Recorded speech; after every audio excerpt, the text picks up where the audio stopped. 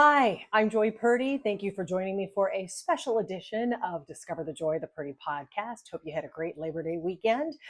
It has been a year since my mom died, August 22nd of 2024, and her funeral was the weekend after Labor Day. So I wanted to do something special to remember her. And so I've dedicated this podcast episode to her life. You'll hear from three women, all of whom were part of my mom's life in different stages. The first person, Jill PAKMAN, knew my mom when my mom just got married. Jill remembers when I was born.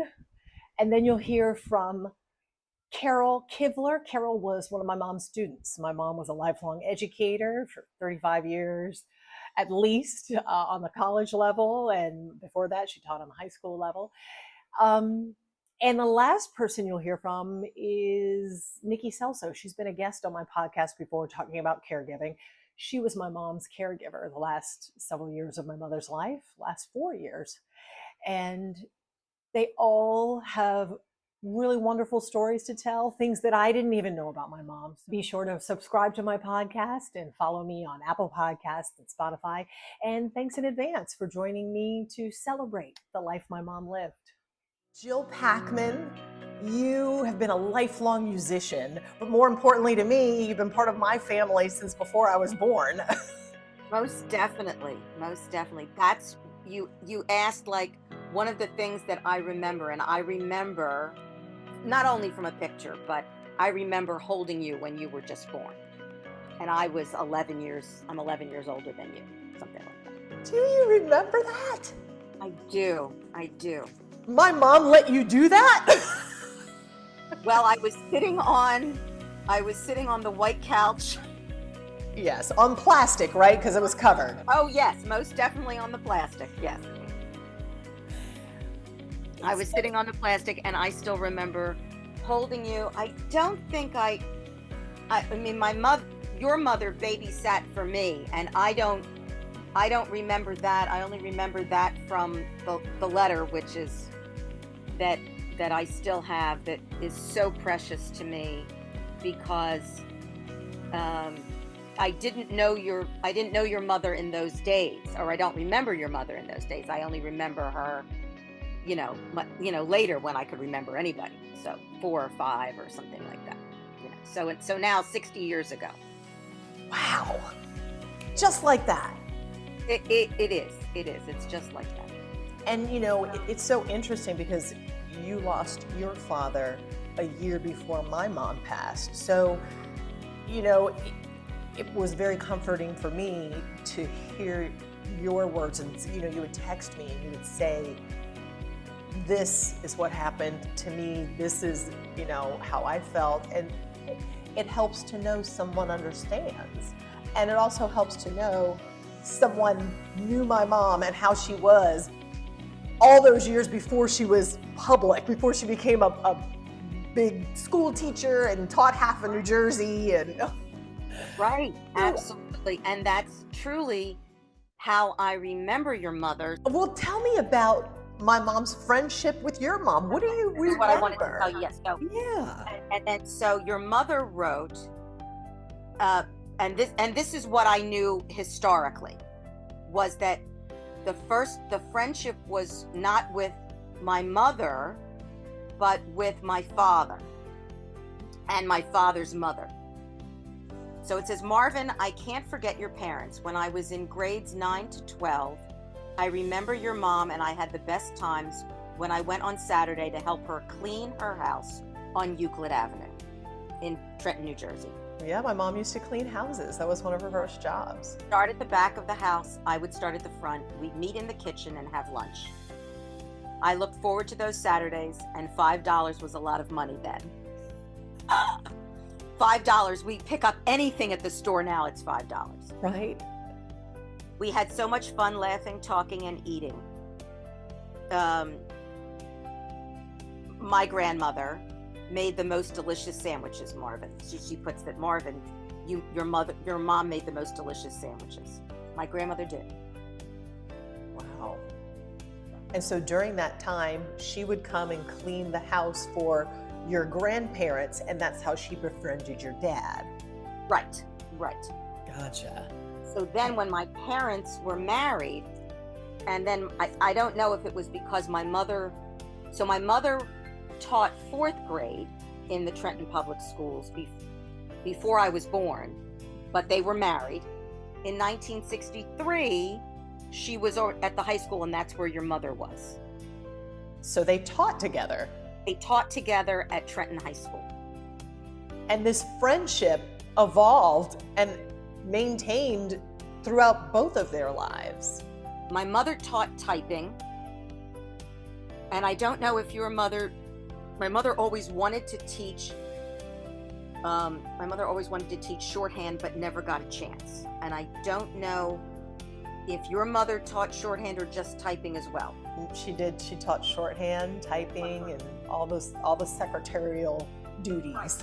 Right. So, and that's what I remember saying to you about the concept of my grandmother teaching your mother essentially how to clean, was because in the 50s, I would have to say that my grandmother didn't think that a woman of color would ever do anything but be a domestic. So she taught her what she knew about cleaning a house in case that that would be her life's work as a domestic. And then of course your mother went on to college and then eventually taught at Trenton, in the Trenton Public School. So this is what's so cool about our family's relationship to me, is that in that story that you just told, during a time when, race relations was on edge, I mean, your grandmother took the time to teach my mom what she felt would help her. And then the next generation, my mom became friends with your parents. And that friendship was so strong. Like, I knew your mom, Leatrice PAKMAN. I knew her. And I recognized her voice on the phone. My dog. I recognized your mom's voice on the phone. I would hear her at the front door when she would arrive. And your family, Jewish family, my family, Christian family, and the bond was so strong. And I just love those different dynamics and how our families rose above that. Absolutely. I think part of it was my father growing up in the North. Yeah. And that there was never this segregation that he remembered. And he would tell the story that when he went to the service, and he was in Georgia, he was at the original Fort Benning in Georgia, outside of, it was on the other side of the Chattanooga River, so for lack of a better term. So he remembered that he would get, that there was segregation, obviously, in the South, in Georgia, and he didn't know anything about that. And he got on the first regular bus he got on in Georgia and went to sit in the back, and the driver wouldn't drive because a white man was sitting in the back. Wow. And this driver said to this white man, "If you don't come up front, we're not moving." So my father had never seen segregation at all. So part of it could have been the way my father was raised. And my mother was raised in Philadelphia. I still hear your accent. Oh, yeah. Yeah, we were talking about the word water, that I put another R. Water. Yeah. Water. The Philly twang. Where did I get? I got that from my mother. So I don't think they say that. They say it that way in Trenton. But anyhow. I said it that way. Well, but do you have, tell me about, are there any memories that are real sharp in your mind? Yeah, I remember, I just remember her being a very strong woman that I always had a relationship with. because she knew my mother when my mother was pregnant with me. So this is the thing that I didn't remember this because I was just a baby. But Jill, your mother wrote this. Jill, I remember like it was yesterday, whenever your mom and dad went out together on a date, I would take care of you. I wasn't married then. You were still in the crib then. I'll never forget the first time you saw me. I thought you would be afraid of seeing a brown face, but you jumped up and down with your rattle in your hand and greeted me like I was one of the family. So now you can see why I wanted to share with you. And she wrote that to you. She wrote that to me. Yeah. I love that you still have it. Oh my Oh, gosh. I wouldn't give this up for any money in the world. I mean, there's things that I would have to keep. And then your mother's handwriting is here at the bottom. Wow. And your mother's handwriting looks like my mother's. Gosh.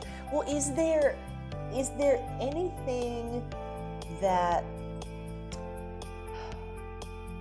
about my mom, anything about her that maybe you have incorporated into your life? I would say this concept of being educated. It was important to her. Something that because, and my mother too. My mother never went for her doctorate, but she always had the equivalent of it because she had multiple master's degrees. But she never left Trenton High School, and your mother made that move. Your mother made that move to the community college, and then she was dean of the arts, both art and music, before she retired from Mercer County Community College. Yes. So, and that was also another connection, is that we did have this connection of music and art, or the music part. But again, it was just this feeling and knowing that we had somebody in our life that was so strongly educated and that made that move to utilize her education. That's what made it hard with the dementia to watch that. Right. Now, when I called her, I would say bi-monthly. I couldn't say that I called her monthly. I am very, very happy that I got a chance to see her. Yes, you made time to spend time with her. Finally got to Jacksonville to see her. And it wasn't a long time, but I've got the pictures and I'll always have those memories. Oh, so in one of your questions, you asked what of our connections. And one of the connections, I have to say, was the Cadillac. My mom loved Cadillacs. Right. And the first Cadillac that my mother had was one that we bought used from your family. Really? The light, wasn't it light blue? Yes. It was light blue. Yes. And it was like a 76 or something like that. Now that I don't remember, but I remember the color. But I think it was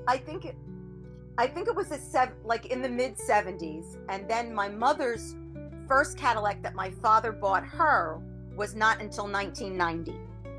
And that was dark blue with white upholstery. And your parents loved that car because they had that connection to it. But yeah, so the Cadillacs, I had to think about.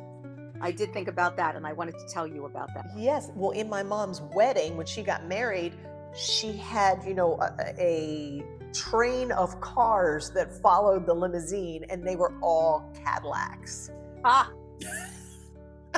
You see, I remember your birth, but I must have been in college when your mother got when your mother got married. My mom actually named my younger sister after you. That's right. How did that happen? Well, because I guess because they all wanted John, Jeanette, Joy, and they wanted another J. So the Jill is what happened. And you were part of her life. So she That's what, actually asked your mom. yeah, she did. Would it be okay if we named if we named my second daughter Jill? And my mother said, of course. I can't imagine my mother saying, even having to think about it. Right. But I, your mother was just like I said. Your mother was just always in my life, and when she wasn't in my life anymore, it was very, very difficult. Um, I don't know if it was more difficult because my father was already gone and my mother had been gone for years before that. But that was another thing that I'd have to say, is that your mother took over the role of my mother too, because my mother had been gone since '93. She was my surrogate mother too.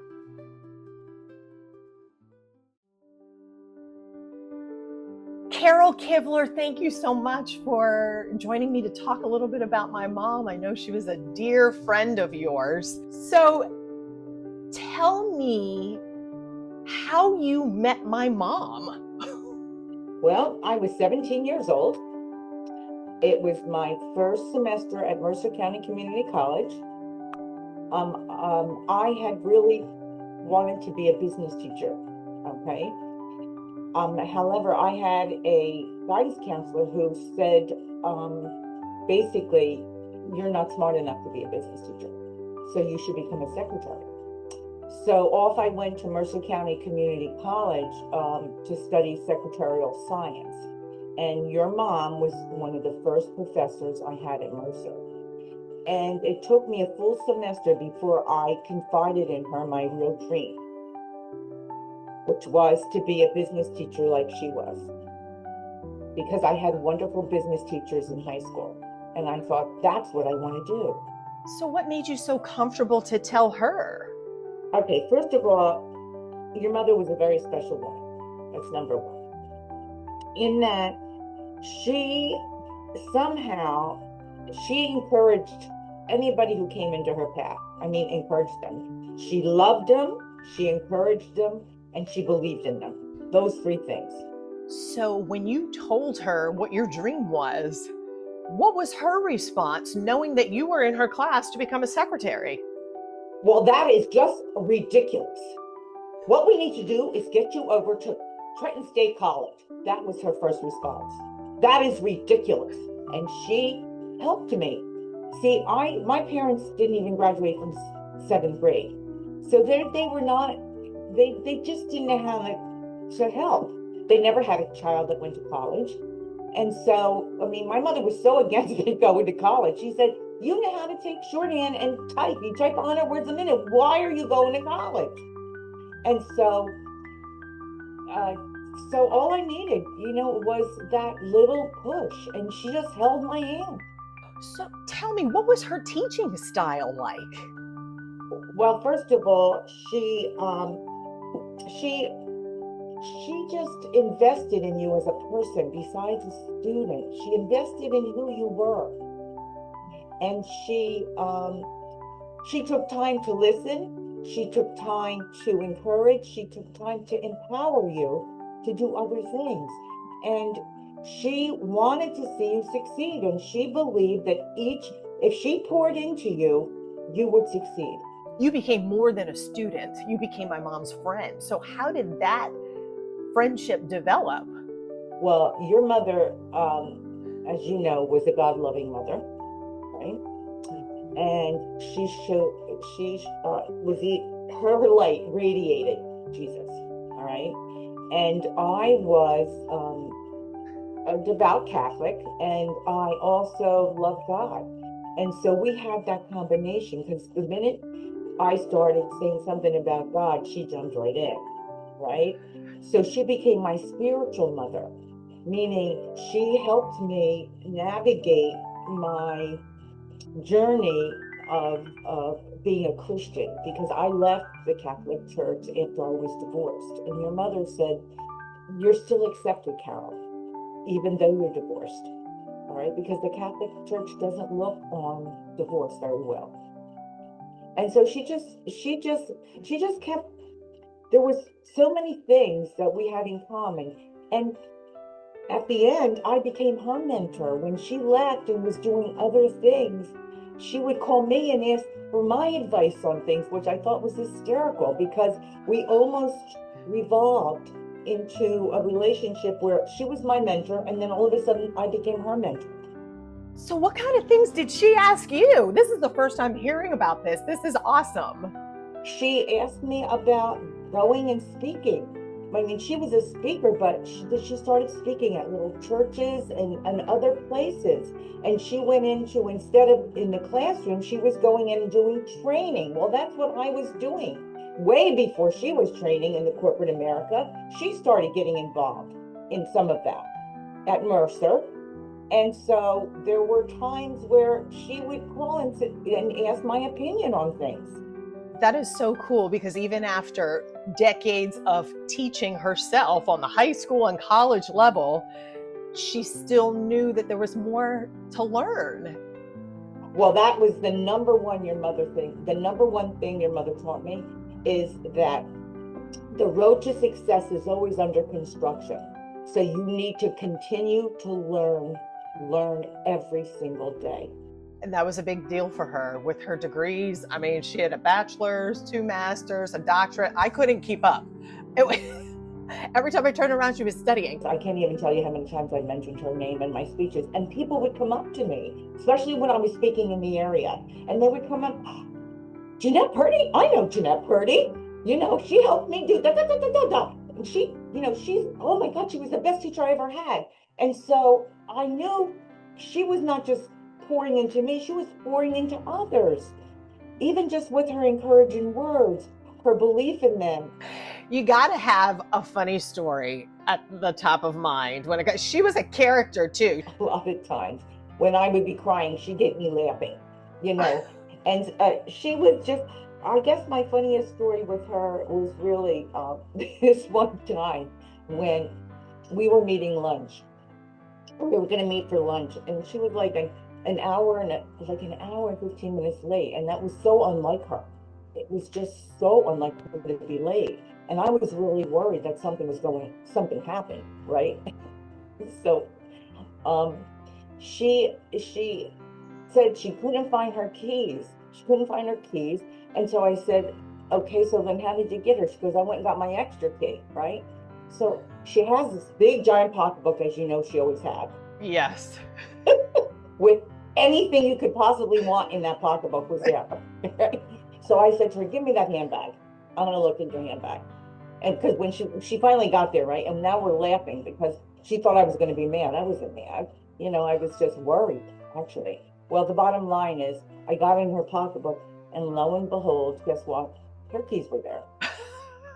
Her keys were there. And she's laughing. She goes, did you put them there? I go, yeah, I did. I went to your house and put your keys in your handbag. No, she was just, Barney, you know, she was playful. She was a child of God, hon.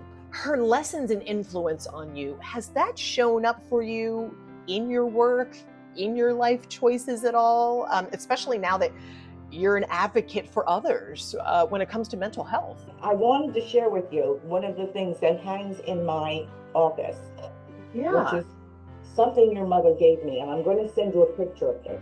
All right? You can see her handwriting down the bottom, where she wrote to me, actually wrote, Carol, you were born to win. Jeanette Purdy. Okay? So she gave this to me. Yeah. She gave this to me. It hangs in my office. And it's just about winners are people like you. I don't know what to say to that. I can't. Because when you have a mentor who pours into you,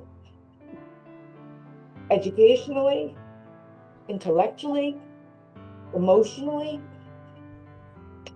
there's nothing like it. Joy, nothing like it. I often say, where would I be today if it weren't for Jeanette Purdy? And you spoke at her funeral, and I thank you so much for doing that. That was a big deal. it was such healing for me. When you think about, I can't believe it's a year. It's been a year that she's been gone. What does my mom's memory mean to you now? Well, I think her legacy is she taught me how important it is to be encouraging to others, to take time for others, and to invest in others. And I have mentored many, many, many, many upcoming speakers and trainers. And it was her role modeling to me that allowed me to be a mentor to others. And so her legacy is two things: invest in others, be your best self, and love God. But I should change that. Love God first, and then do those other two things. She would be so happy to hear that. Yeah. And you know, that learning thing was all that's she just soaked in learning. She couldn't learn enough from her singing, you know, from her faith, from her education. She just couldn't get enough. She was a sponge when it came to learning. I forgot about the singing part. Oh yeah. Are you kidding? She sang. I had a little tea at my house for Christmas one year, and I hired a piano player, and she sang. People were crying. She sang opera. You don't have to tell me. What do you mean? I know. But it's so interesting because as a kid, I remember her singing at the house, and my sister and I would run through the house and close the windows there in New Jersey so the street couldn't hear her singing. But you invited that into your life. Oh, absolutely. 50-year friendship. She was definitely my surrogate mother. I had a wonderful mother, but she just put the cherry on top of motherhood. Carol, thank you so much. I appreciate you sharing your memories of her with me. She was a woman of integrity, for sure.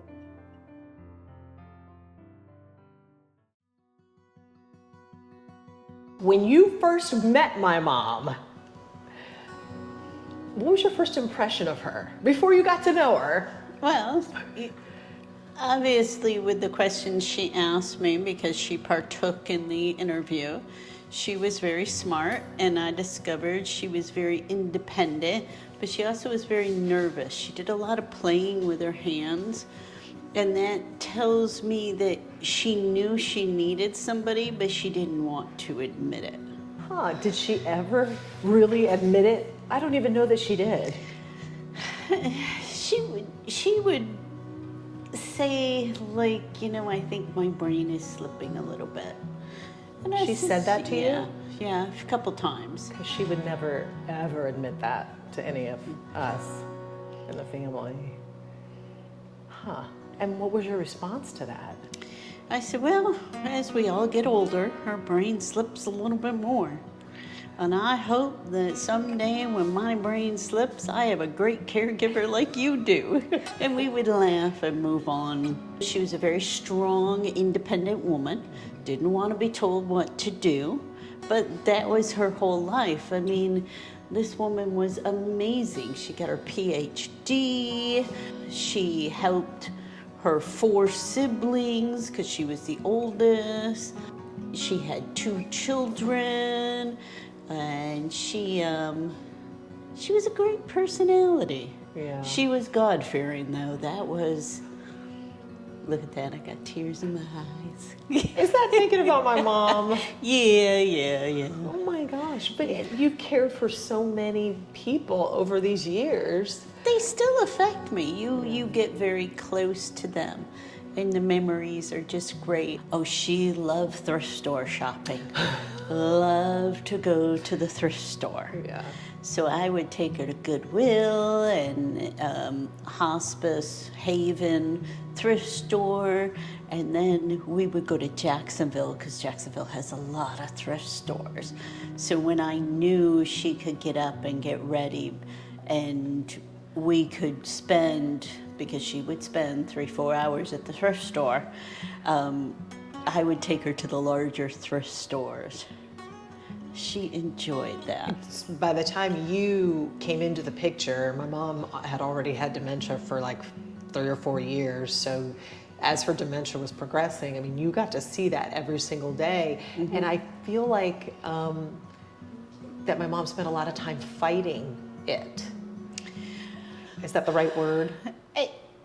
Fighting denial, yes, some people fight and deny the disease, and some people are, you know, I have this and this is what's gonna happen, but I'm gonna have independence, or as much independence as I can through it. It is much more difficult to take care of somebody who is in denial.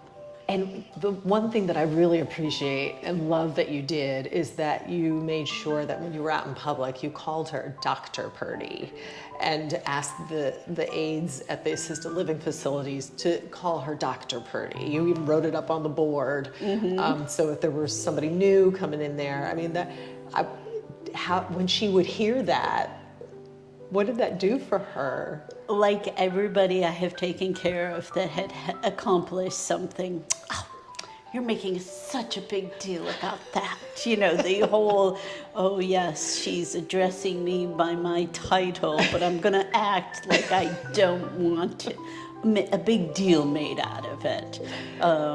Those are things that are important in life, that if you take care of somebody that has an accomplish like that, that you make sure when you introduce her by her doctorate. When you do that, that's a start to a trust, that she recognizes what I've done and the importance of what I've done, and she makes sure that other people know. I have video of her like a couple weeks, maybe even a week before she died. And she was talking about God. Mm-hmm. You know? Oh, she loved God. She loved her Lord and Savior, and would read her Bible, and we would read. It became a point where reading the daily bread was difficult because she would read the same sentence over and over and over again. She was always like taking books. Like she would take them from anywhere. She took them from the library at the assisted living places. We would go to the doctor's office. She would take magazines. I'm like, Mom, those are not yours. Put them back. But that was her. Yep, and while she was down to dinner, I would go through and take all the books back to the library. I know towards the end she just was not motivated, and not motivated to be active. So what I would do is, we had favorite videos she enjoyed. She thought this one video, the guy was good looking. So I would turn it on, and I always helped her with it. I would do the exercise because we can't get enough exercises, and they were just simple chair exercises. So she goes, I'm not doing that. And I said, that's okay, I need to exercise. So I'd start doing it, and Dr. Purdy was always competitive, and I knew this about her. So if I'm doing it, the next thing you notice, she starts doing it, and then it was done, and she goes, that was it? And I said, well, we can do another one. And she goes, no. Something else that was really funny to me is when I would visit her at the facility, she would yell in the middle of the lunchroom, hey, this is my daughter. You know, she's on TV. Which makes me, yes. You know. She was very proud of Joy, her TV anchor daughter. We would be in a thrift store, and she would run across somebody she had knew from the church or from her living facility as an employee, and she would be like, my daughter, Joy Purdy, is doing so well. Did you see her on TV? And I would just have to walk away and smile.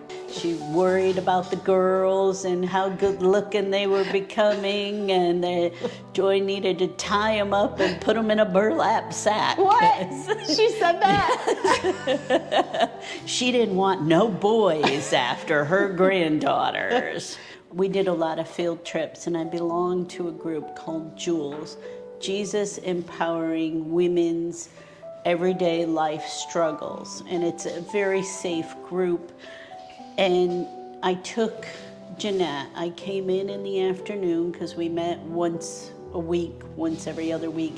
And it was at 6 o'clock at night. And I didn't work. I didn't have to work. But I would go in and get Miss Jeanette to take her to this group. And it was just a group, and we just talked about our life struggles. And there was this one thing when this girl was having a difficulty in life, and Jeanette got up without her walker and walked around the big conference table and laid hands on her.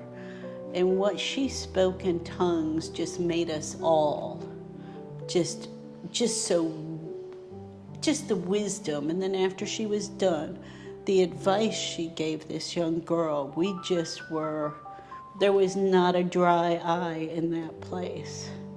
And everybody was just, even though the dementia, and at that point the walking was becoming difficult, sometimes the anger was coming in, but at that moment of her being in that group and doing what she grew up doing, and the clarity was just, it was just so amazing. I love that you loved her so much. Well, when you spend a long time, you become part of the family. Was there anything that maybe changed you, or that you took with you from her, or are there things that you think about her? So I think what changed me was to become deeper with God. I had sort of kind of fallen out of my time with God because I was so busy doing everything, and she made me realize you got to put God first, Nikki. You gotta set aside that time. Not that I had not, I talked to God all the time, but I didn't have a section of time for him because I made time for everybody else. So yeah, that was... She would be so happy to hear you say that, because that was like everything to her. That was huge, was a strong faith. Mm-hmm. And it carried her through that time. She was not worried about a thing. I know she appreciated it. We appreciated you. I tell you, I don't know how we would have made it through those years without you. So thank you for that. And thank you for talking about her and remembering her. You even wrote down notes. I love it. And thank you for caring about her so much. I appreciate it. You're welcome. Whew. Okay. I can't believe it's been a year. Thanks again so much for watching this episode with me. I think the hardest part about saying goodbye to my mom, for me, was leaving her side at her gravesite and driving away. Being her protector while she had dementia for 7 years was a constant thought process. Is she getting her medicine? Is she taking her medicine? Is she hurting today? I got to read her body language because she can't really describe what hurts are anymore. Is she mad today? Why is she so loud today? Why is she being so quiet today? It's just a constant checks and balances. So leaving her gravesite, thoughts popping into my head. Oh my gosh, it's so cold out here at night. She's going to be so cold. Who's going to keep her warm? What is she going to do when she gets confused and I'm not there to explain what's happening to her? How is she getting enough air inside that box underneath the ground? Totally irrational thoughts, but it's hard to stop protecting her and letting that go. Matter of fact, look at this. I still have in my wallet my mom's ID card, Florida ID, her health insurance card. What does she need that for? I all of these little things in here that I used to keep guard of. There's a debit card in here that's been canceled for a year, but I still have all of these in my wallet because it's really hard to stop